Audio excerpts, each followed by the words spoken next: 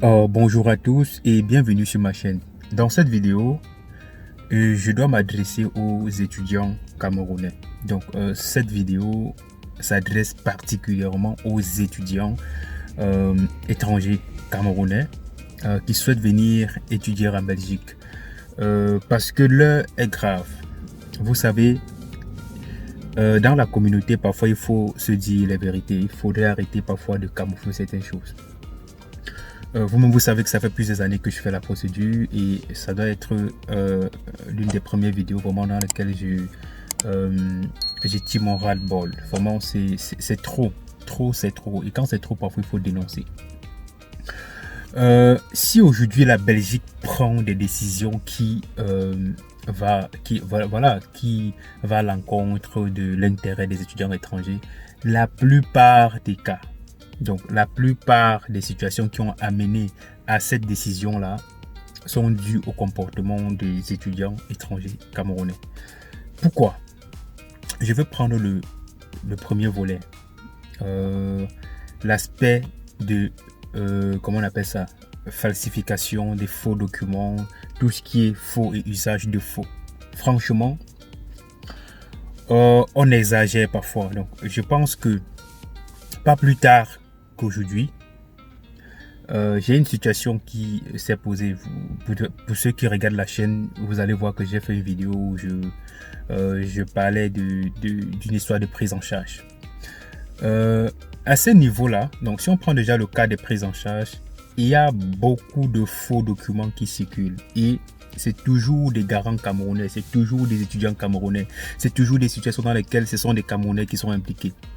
Comment expliquer que quelqu'un peut prendre la peine de faire des fausses fiches de paye, un faux contrat de travail, parfois même des faux titres de séjour, juste pour signer une prise en charge où il doit gagner peut-être 1000 euros ou 1500 euros?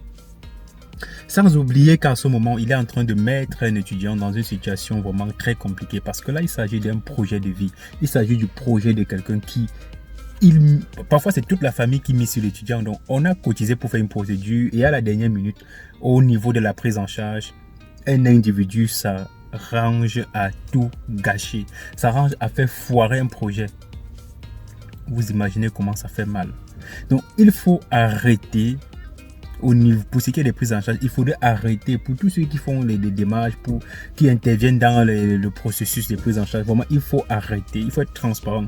Il faut apprendre à faire des choses comme ça se doit. Arrêter de faire des faux documents. Ça, il faudrait que je le dise. Et je pense que je vais prendre la peine vraiment peut-être de créer le syndicat des étudiants abusés par les garants. Parce que là, ça c'est des garants et des démarcheurs.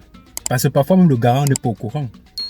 Dans la vidéo que j'ai dénoncée ce matin, je parlais d'un garant qui n'était pas au courant qu'on a utilisé ses documents pour signer. Donc on a pris sa carte, on a pris son titre de séjour, aller remplir l'annexe 32, signer, il sait pas fabriquer des fiches de paye, etc. Donc vous imaginez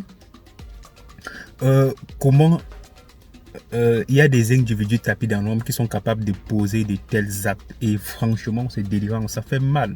Ça fait mal. Donc, peut-être que vous allez regarder cette vidéo et ça ne doit rien vous dire parce que ça ne vous concerne pas.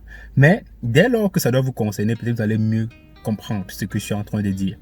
Donc, il faudrait arrêter pour ce qui est des garants. D'ailleurs, vous vous souvenez, il y a cela 2 ou 3 ans, un Camerounais toujours qui avait signé plus de 40 prises en charge. Vraiment. Comment quelqu'un à lui seul peut signer jusqu'à... Je me souviens même plus si c'est le chiffre exact, mais il avait tellement signé des prises en charge que même la commune, même le service étranger a dit mais c'est pas normal. Comment un individu peut signer plus de... je sais pas, c'était quand même plus de 30 prises en charge. Mais il fait quoi dans la vie? Même un footballeur, sauf s'il est Kylian Mbappé. S'il est Kylian Mbappé, oui, il peut signer autant de prises en charge, mais ça c'est... Je sais pas. Qu'est-ce qu'il fait? Tu acceptes donc... Chaque fois des étudiants venaient le rencontrer, oui, je veux une prise en charge, il prend l'argent, il va à la commune, puisqu'en Belgique, pour faire la prise en charge, c'est aussi simple que ça. Donc, il faut juste les fiches de paye du garant, sa carte d'identité, et il va à la commune. La commune signe tout simplement. La commune n'est pas là pour vérifier l'authenticité des documents, mais non. Mais non. Et c'est donc comme ça que c'est donc comme ça que le gars en Belgique s'est fait de l'argent. Imagine s'il a pris 30 personnes, il a vraiment pris 1000 euros par personne pour faire une prise en charge. Ça veut dire qu'il a eu 30 000 euros.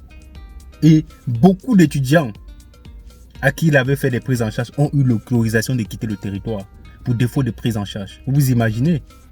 Mais non, c'est pas sérieux. Il faut arrêter ce genre de choses. Franchement, je sais pas. Autre chose, les étudiants au pays, il y a beaucoup de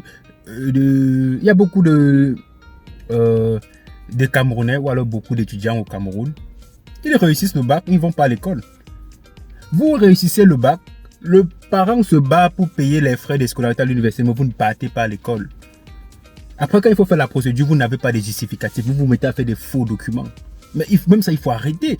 Quand vous avez le baccalauréat et que vous décidez, vous dites aux parents que vous allez aller à l'université ou alors que vous allez faire des études supérieures en attendant de faire une procédure, allez à l'école. Allez à l'école.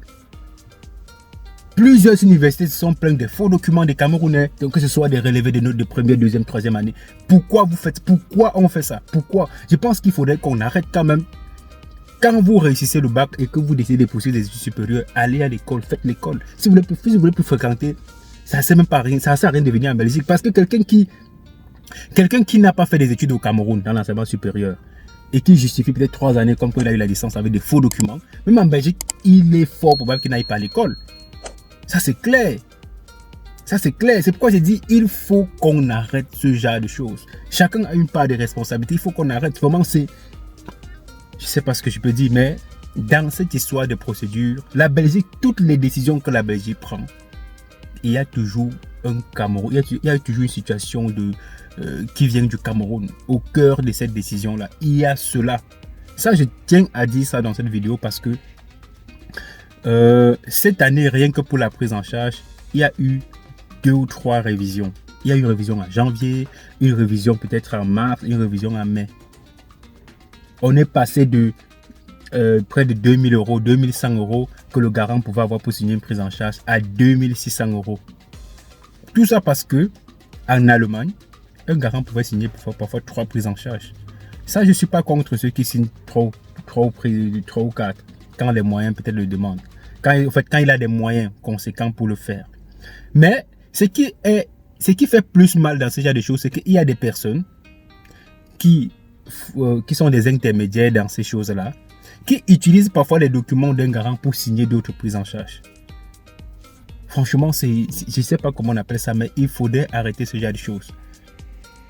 Et je tiens également à dire que les garants qui prennent la peine de signer des prises en charge parce qu'on les apporte des clients, ils prennent 1000 ou 2000 euros, je ne sais pas combien. Faites l'effort d'entrer en contact avec l'étudiant. Même le démarcheur qui vient vous voir, il vous dit que ok, toi tu veux combien comme commission? Il te dit que bon, moi peut-être je veux 10%, je veux 50, 100 euros. Il dit ok, mais moi je veux être en communication avec l'étudiant. Parce que vous signez des prises en charge, vous avez l'impression que non, vous ne vous engagez à rien. Mais vous faites une grave erreur. Il suffit que l'étudiant arrive en Belgique et qu'il aille se plaindre. Donc pour le mal, il suffit qu'il aille se plaindre que voilà, mon garant ne me donne rien. Là, vous aurez affaire à l'État belge. Donc c'est facile de faire des business pareils, mais il faut savoir que vous vous engagez pour des choses qui ont de lourdes conséquences. Donc, moi ce que je vais dire, c'est que chacun a sa part de responsabilité. Même ces personnes-là qui s'engagent parce qu'on veut à tout prix, on veut faire une procédure à tout prix, on se lance à trouver un garant, on ne vérifie pas certaines informations parce qu'on veut à tout prix introduire une demande de visa. Ça ne sert à rien d'introduire une demande de visa avec une fausse prise en charge. On vous colle 5 ans. Et quand on vous donne 5 ans que vous ne pouvez plus entrer en Belgique ou dans l'espace Schengen, sachez même qu'après les 5 ans, si vous réintroduisez, on va refuser. Parce qu'il y a une adage qui dit qu'il y a bu boira. Donc, celui qui a commencé à pêcher va toujours pêcher. C'est pourquoi l'homme est né pêcheur. Donc, faites cette erreur qu'on vous prenne dans ces genres de situations-là. Faites très attention. Donc, même les garants qui signent des prises en charge là, faites l'effort d'entrer en contact avec l'étudiant, parfois avec un membre de la famille. Parce que dès lors qu'ils sont en contact avec vous, ça peut faire en sorte qu'ils ne prennent pas certaines décisions qui vont vous nuire. Parce que s'il arrive en Belgique, il décide d'aller au social, d'aller dire que mon garant ne me donne rien. Vous allez devoir prouver, parce que vous avez signé une prise en charge. Comment est-ce que vous faites prendre en charge cet étudiant-là? Et c'est envers l'État belge que vous allez gérer. Je vous rappelle que tous les garants qui sont dans l'espace Schengen, que ce soit en Allemagne, en France, en Suisse, au Luxembourg, aux Pays-Bas, tout ça, vous allez devoir assumer ce genre de choses. Donc, moi ce que je veux dire, c'est que il faut qu'on arrête ce genre de choses, parce que je suis sûr que où la Belgique est là, ils prennent des décisions au cas par cas. Et pour les Camerounais, ça doit être pire.